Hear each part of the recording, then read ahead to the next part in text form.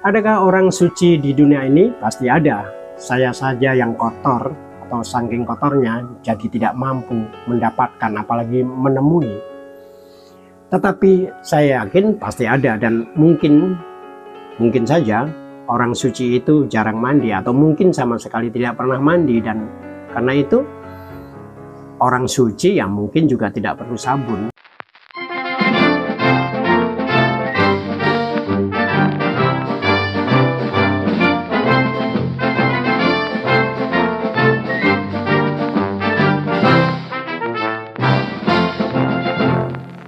Ngapain mandi wong hati dan pikirannya suci? Apanya yang perlu dimandiin, dibersihkan? Suci itu kategori di atas bersih. Makanya zaman Soeharto dulu hanya ada program bersih lingkungan. Soeharto tidak sanggup menaikkan levelnya menjadi program suci lingkungan.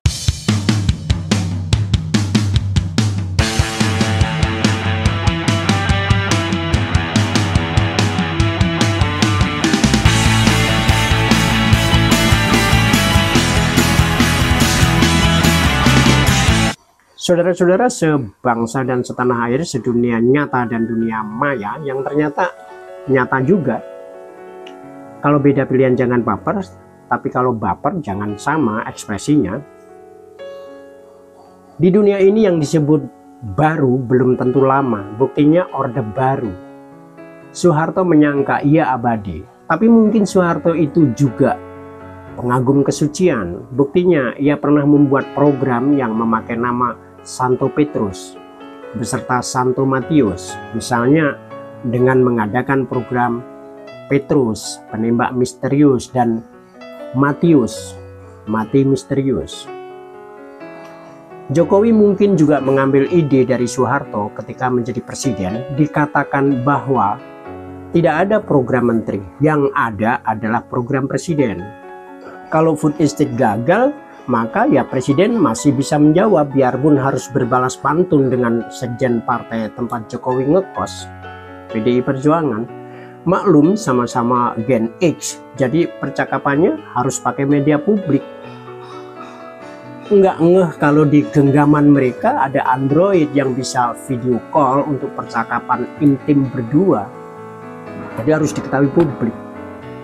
Makanya ada dalil seorang tentara, intel, aktivis itu naluri dan pikirannya sama, demi negara. Hanya posisi dan kepentingannya yang berhadapan saja membuat mereka seperti Tom and Jerry. Cuma soal giliran saja, kalau ada korban rakyat jelantah, ya asal bukan dirinya yang menjadi korban, maka masih boleh berdalih bahwa perubahan adalah natur. Revolusi selalu memakan anak-anaknya. Adalah wajar, apalagi jika itu bukan dirinya. Persis seperti lakon-lakon ketoprak, para kesatria, pangeran yang berkelana di waktu muda adalah tokoh-tokoh protagonis yang memukau. Giliran kelak menjadi raja atau penguasa atau setidaknya di ring kekuasaan, jika berubah menjadi lalim atau linglung, kita harus memakluminya. Memberi privilege karena di masa muda mereka sudah berjuang dan berkorban begitu rupa. Yang punya pertanyaan bagus mana antara mantan bajingan dengan yang mantan bukan bajingan? Kan cuma Kiai Zainuddin MZ almarhum. Karena untuk zaman sekarang perbedaan itu susah dicari. Bahkan ketika mendirikan sekolah, memilih demokrasi dan menyerahkan partai politik untuk berdemokrasi, sumpah mampus tidak ditemukan perbedaan apapun.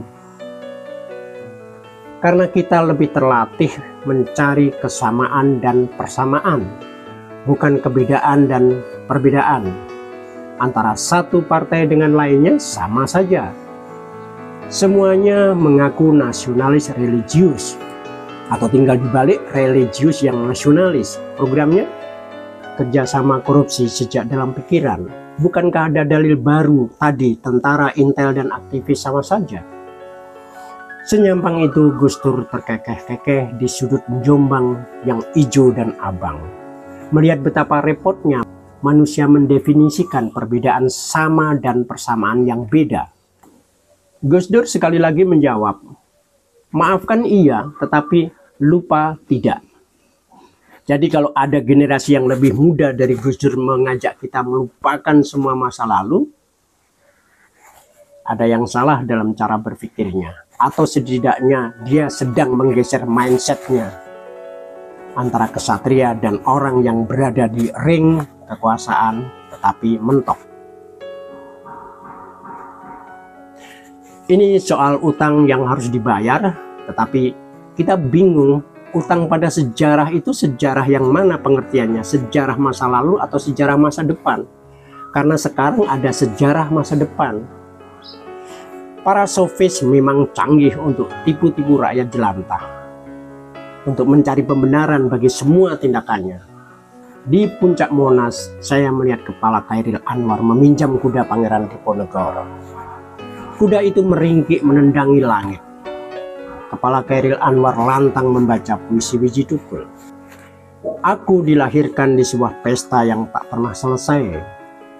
Selalu saja ada yang datang dan pergi, hingga hari ini. Ada bunga putih dan ungu dekat jendela, di mana mereka dapat memandang dan merasakan kesedihan dan kebahagiaan. Tak ada menjadi miliknya. Ada potret penuh debu, potret mereka yang pernah hadir dalam pesta itu. Entah sekarang gimana setelah mati.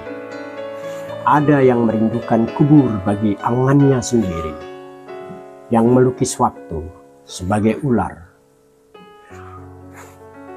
Puisi Wiji Tukul yang luar biasa, puitis. Saya baru tahu kemudian setelah tempe bahwa orang suci, manusia suci, meski tidak mandi, ternyata butuh sabun. Sabun batangan, tapi sabun cair juga tidak apa-apa. Lumayan, kayak pakai jelly, apalagi kalau sudah cair.